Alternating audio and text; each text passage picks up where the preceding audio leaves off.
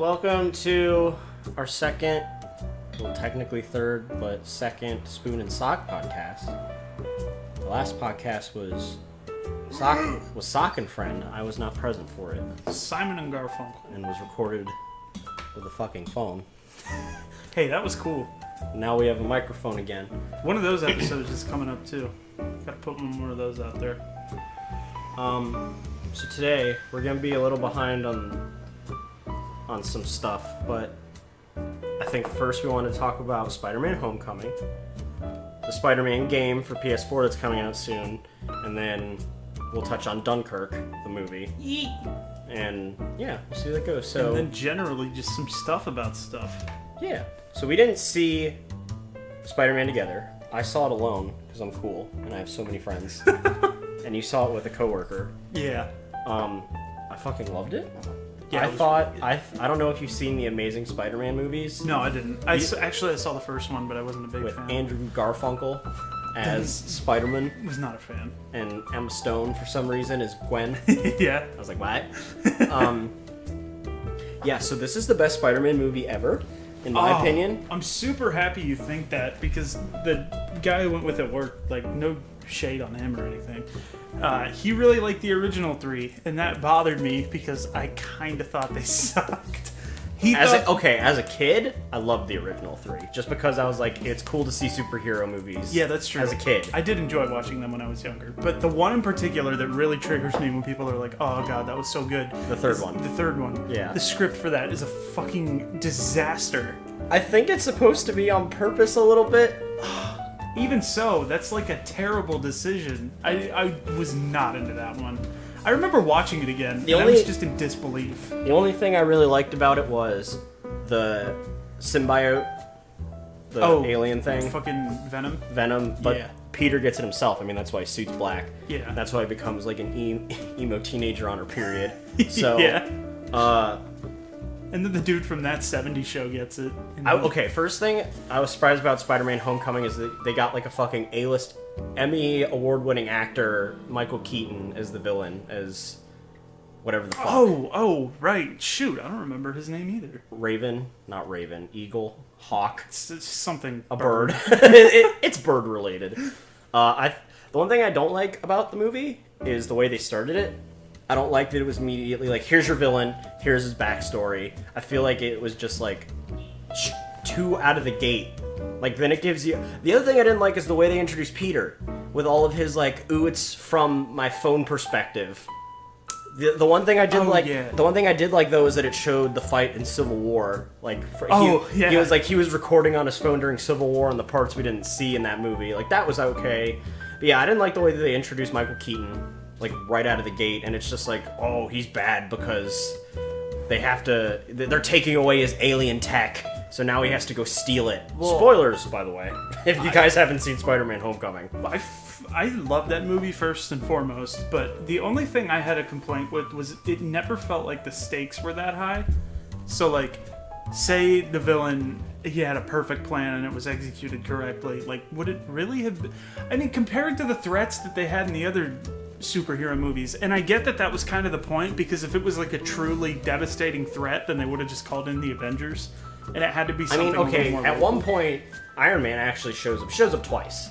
One where he's like, oh, I'm remotely controlling the suit from Mumbai or whatever the hell, he's like at a party, and then the other time he's like, I'm mad at you, and he actually shows up in the fucking boat scene. Really cool line. He's like, if you can't fight with the suit, or he's like, I forget what he said. It literally has turned into a meme. I don't know if you've seen it. Really? Yeah, they use that line for everything now. Oh, it was a good line.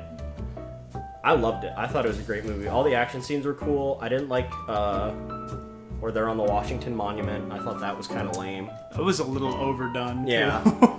And they're just like, we're gonna shoot Spider-Man, by the way. Like, he's like, they have snipers trained on him and everything. It's like, oh, okay. Well, it's funny. I remember coming out of that movie and me and Quentin were talking and he's like, what'd you think? And I was like, that was the best Spider-Man, like, hands down. And he was like, really? That's a big claim. Because, like I said, he was a big fan of 3. I would have given that movie like a 9 out of 10. I thought it was great. But then I went home. 30. Out of 30, I would have given it like a 25. 26. 27. You get a car. You get a car. I'd give it a 27. I give it 30. I give it 26 because I think that's It portrayed, because I've read the Spider-Man comics, not all of them, but a majority of, like, a few of, like, the main ones. Ultimate Spider-Man,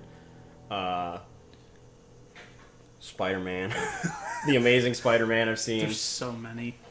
I think it portrayed him the most accurately as the nerdy kid who doesn't shut up and makes quips all the time when he's fighting. And Yeah. I thought that was the best part, because that was the problem. It's like, in the original 3, he was in college.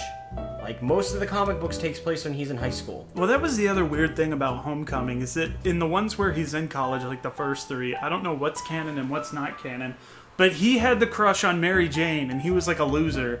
And then Oh, yeah, that was the other thing that pissed me the hell off, was the ending. Spider-Man Homecoming, when you're like fucking Zaya, or whatever the hell her name is. Yeah. Like, my name's Mary. or my friends call me MJ. I was And like, yet, no. The whole no. time she was like in love with Peter, and that didn't make sense to me They because barely fucking showed her the entire movie. Yeah, and she's supposed to be like the girl next door. Like that's the big joke about it. Well, not joke, but that's just what she's known as. And I guess the Tom Holland, the guy who plays Spider-Man, Amazing actor. yeah, well, he's gotten like in trouble with Marvel because he's leaked a lot of shit. Oh, really? Yeah, he's like unintentionally said that this is a trilogy. Oh my god, that is Yeah. so like his character I know. though. Like that's actually kind of fucking funny. And he like revealed his part in Infinity War that's coming out, and Marvel's like, can you please shut the fuck up, Tom Holland? That's amazing. The dude's just having fun. Because Tom Holland's young. I Yeah. think we're older than him. Yeah, isn't he like 18? I think he might be 20. I mean, I don't know. But yeah, I thought the movie was great. I thought the end scenes were great when he's like on the plane, on S.H.I.E.L.D.'s plane, and he's like saving it. I thought that was great. Yeah, that was cool. And then it crashes and everything. Honestly, kind of like a Wonder Woman. Why do the ending of all these superhero movies have a plane? Right? Oh, he's only 21. Oh. So yeah, I'm older than him at least. Well, I thought it was a great movie. I thought it was a great movie as well. What about the game, though? You're into the game. So I saw the original trailer. Who's sawing shit outside? I'm gonna close the door. It's hot. It is hot. I saw trailers for the game a long time ago when all they released were like the cinematic trailers, which turns out it was actually partially gameplay. I am so goddamn excited for these games. I played every Spider-Man game that has ever come out, ever. Like, even like Game Boy Spider-Man and Damn. Game Gear Spider-Man and Spider-Man's 1 through 3 on the GameCube. Played them all. I played... What was the one after that? They came out with the Amazing Spider-Man games. Played those. Even about the movies. I played both of those. I played one, and it was for the PC, and I was like 7, and I loved it, but that's all I have as exposure to the Spider-Man games. This game looks amazing. It looks like they brought back the swing, nice job. The swing physics that everyone loves. The combat looks like the Arkham games from Batman, which is awesome. It looks like you can actually like set up traps. Like there's one point when he fucking like, you're in like a stealth mode kind of, and he like shoots a gadget on the side of a wall, and then like a criminal walks by and the web just shoots out and grabs him and knocks him out. It looks like you can interact with all the environment. Like you're on a construction building in the gameplay trailer that they showed, and it looks like you can grab like a piece of rebar that's hung by a crane and it swings around and knocks all the guys out. Like, I'm very excited. I hope it's not too easy, though, because they make it really easy and give you a variety of ways to kill dudes. I hope there's some genuine... I guarantee you it's like Batman, where it's like you can knock the shit out of anyone that melees you, but if they have a gun or something, you're probably fucked. Yeah, that could work. Like I said... Like, I haven't they played didn't it. show enough to get, like, but what they did show got me very excited. Well, I think it's dope that you're into it. That's not my particular genre of game. Also, I have no idea if it's like open world. It is. It always has been. That's cool. It's literally all of Manhattan. That's dope.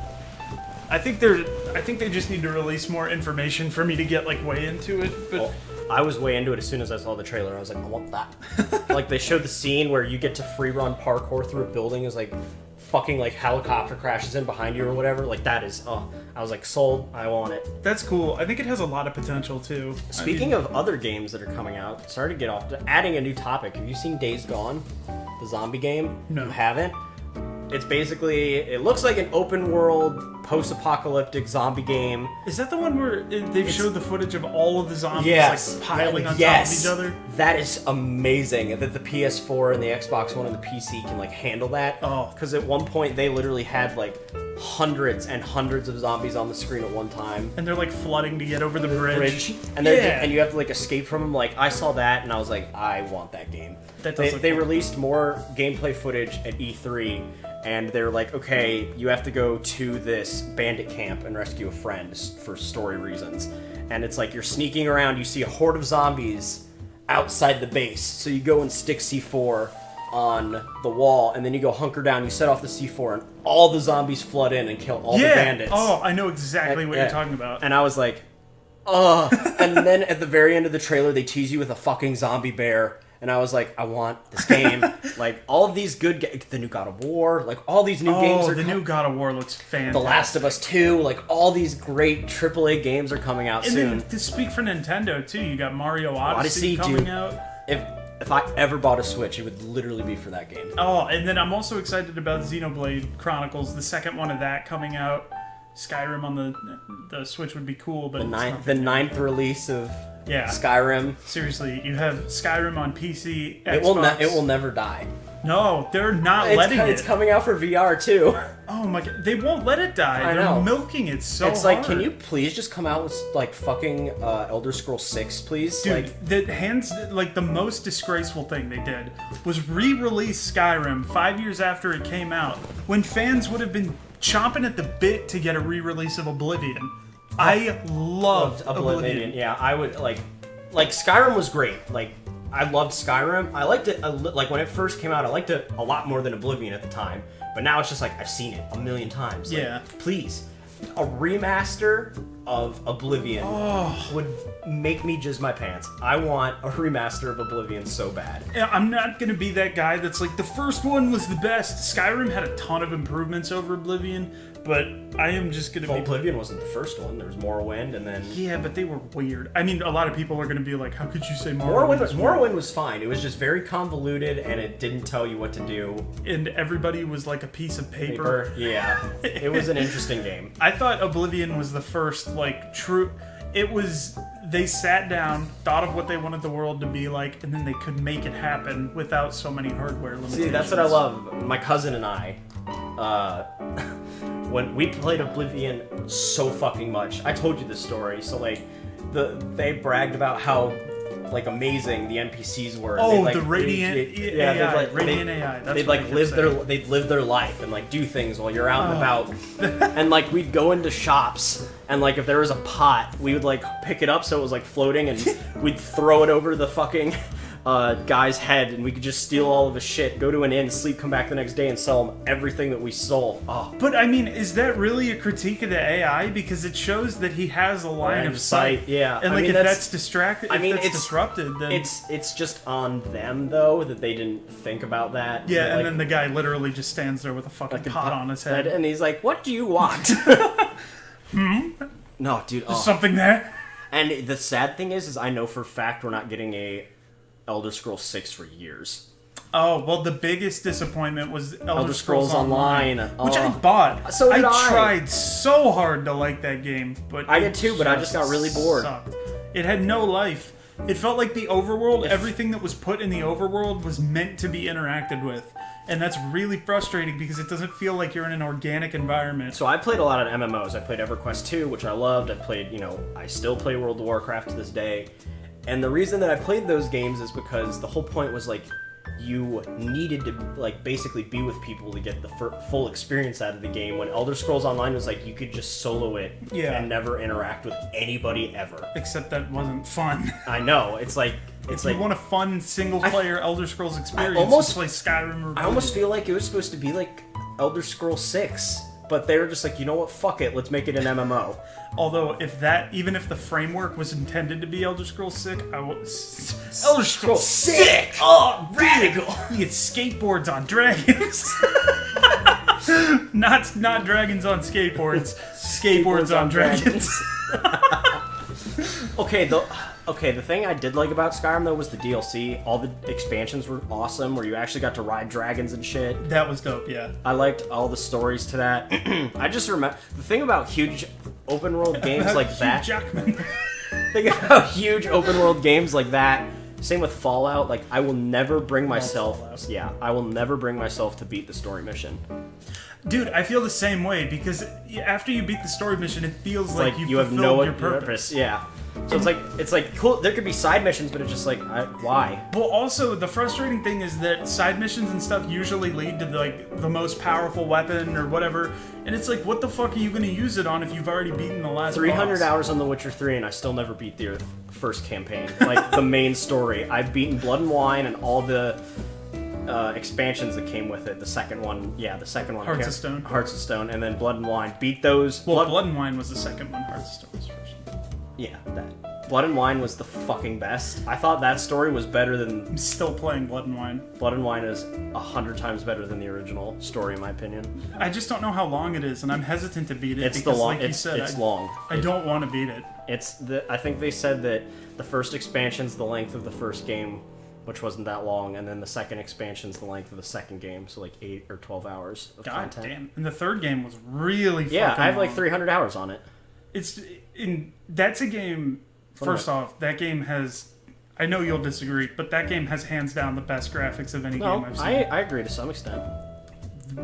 For how big of a game it is and how amazing everything looks from a company that hasn't done much. CD Projekt Red, like they haven't done that much stuff other than the Witcher series. Also, that game's coming up on being 3 years old, and it's still as unmatched. Has Witcher 3 been out for 3 years? 2015. I don't know when in 2015, but No it was way. 2015. Yeah, that's probably one of my favorite, like top 5 best games of all time for me. I think it's the best modern game, hands down. Also, best modern developers. You see the messages. Even the people that pirated the game, they were sent like a specific message for that type of pirated game, and it was like, we know you didn't spend money to get this copy, but we still appreciate you playing the game. And it was just like, holy shit. Yeah, most developers would be like, we're gonna find some way to fucking punish you about it. But CD Projekt Red fucking thanks them. You can check me on that one, I swear. I think. I don't know exactly what the message said, but I remember as soon as Witcher 3 came out, CD Projekt Red was like, we're done with The Witcher. Like, we've literally been working with Geralt for like 10 years now. Like, we're a little sick of it. Dude, I can't blame them. It's They're the moving same- to a completely new IP. Like, their next game's supposed to be a new AAA, completely new IP title. I can't remember. It's supposed to be like in space. I will get it regardless. Yeah, they're- Even if it looks terrible, I will buy it. Yeah, just they're to great. support They're a them. great company. Also, if you look at Dark Souls, same thing happened with Miyazaki. He just got burnt out on it. Although, I can't talk about Dark Souls without getting a stiffy for Bloodborne. But that's a topic for another time. We talk about Dunkirk a little bit. Yeah, go for it. I have not seen Dunkirk at all. I thought I really wanted to see it. I'm very interested. I was just concerned by the PG-13 rating. Yeah. For a very serious topic in a very bloody war. I can't believe it was PG-13. I would honest. have probably preferred if it was rated R. Oh, I would have. But I don't think they wanted to like disrespect anybody by getting like ridiculously gory. Well, that's the thing.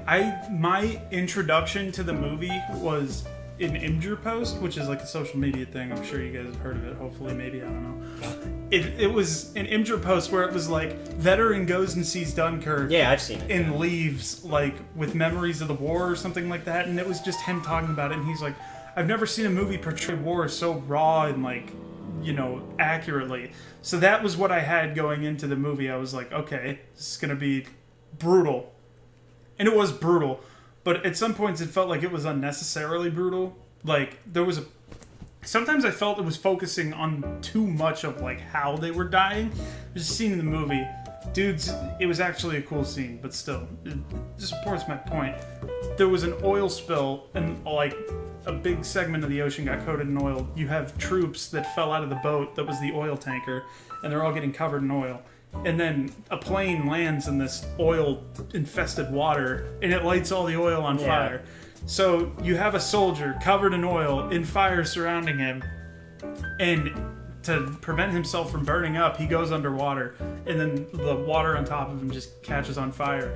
And he can't hold his breath any longer, so it shows him coming up out of the water, but of course, if he comes out of the water, he's gonna burn alive. So Right. Damn. it focuses on that, and I'm just like, Jesus fucking Christ! Like, sometimes it's just like, I get it. The part that really showed how I imagined it would feel to be in a war that I really liked was there's these guys on a boat. Yeah, I know exactly what you're talking about. They're in the bottom of a boat. They're like in behind enemy lines, and they start hearing shells come inside the side of the boat. And the boat's like half underwater, half above water. So they have to decide, like, because they think the people outside are doing training rounds on the boat. They're like, this shit's gonna sink unless one of us gets out of the boat. So it's like this big moral dilemma. It's like, who is, I don't know, who's like the weakest link, or who would be the most profitable for the group to send out of the boat. And it was like, it's so animalistic at that point. Go ahead. Was it you, or was it someone else that said that Dunkirk was just drowning porn? That was somebody else. Yeah, I think it was someone else. I like the movie. The one huge complaint I had, though, overall, was the fucking soundtrack. They tried to force the mood on you, which I felt like completely defeated the purpose. If they wanted to show war as raw and organic as it was, that would have been like enough mood setting and made you unsettled enough. But every time they would show like a scene with a death, it would go like dun dun dun dun, and the music would get epic, and I'm like, this is so it's cheesy at that point. So they weren't playing like Boston's More Than a Feeling. People were dying or anything. No, they were trying to force it with like heartbeat drums, and like it was. I mean, okay, that's acceptable at some point. You can't just have a silent fucking movie. I don't know. I mean, there was barely any dialogue. They clearly took liberties when it came to what you would normally put in a movie. Oh, really? There wasn't that much like writing? No, that was the other thing. That was the other minor complaint. I'm complaining a lot, but that's because like I heard somebody else say this, but like if a team loses, you boo the team because you wanted the team to win or something like that. Anyways, I wanted the movie to be really good, and I thought it had the potential to be. But you had to know a little bit about the War of Dunkirk to truly understand what was going on, because they did not give you context. Yeah, luckily my dad's a history buff, and I like know a decent amount of the War of Dunkirk. Yeah, you'd probably have to watch it with him or something, because I was watching it, and I got what was going on, like, with the context it gave, but within the greater context of the war, it just had me like, why is this so significant? Like, it felt like these were just events. Because they rescued several thousand soldiers in enemy territory when they were all they thought they were all gonna die. Well, I mean, sure, but when you're watching it, it doesn't exactly Yeah, I know. portray Even the in the- scope of that. Even in the trailers, they didn't really. It felt like it was focusing on like 3 small war stories at one time. You ever read Game of Thrones or anything like that? It'll do this thing where it's like one chapter is in the perspective of one character, and then the next chapter is in the perspective of another character. Huh. And that's exactly how the movie was filmed. You had 3 separate storylines going on at the same time, and at the end they all kind of converge. But it felt like the greater context of the war was lost by focusing on those smaller stories if you didn't know the backstory of the War of Dunkirk to begin with. So what would you give it out of 30? Out of 30, I would give it a 22. Huh. So you like Spider-Man more? Yes, for Objectively. sure. Yes. Yeah, Spider-Man was really good. Although I didn't think Dunkirk was bad. Also, I've never been in a war, so what the fuck do I know about how accurate of a depiction it was? Anything else you want to talk about? Wasn't there? Oh! My phone's gonna explode soon. Yeah, your phone is a piece of shit. It keeps dying at what, 30% battery? 70. What? Yeah, I'm not kidding. It just dies at 70% battery. Like, Yeah, that usually always has to do with the battery. I'm gonna go in there and just be like, yo, Verizon, this phone's not a year old. Yeah, fix that Fix, shit. fix it. Well, we'll have more topics. What? I think once every 2 weeks for a podcast is alright. Yeah, it gives us enough time to... Think of shit to talk about. Is this episode gonna be long enough? Yeah, it's just... It says it's small because it's not capturing any video. Oh, okay. Yeah, this should be fine. Shouldn't it be like 20 minutes? It's fine. Okay, bye. Thanks for watching, everybody. We'll see you next time. Alright, if I can close out of this little...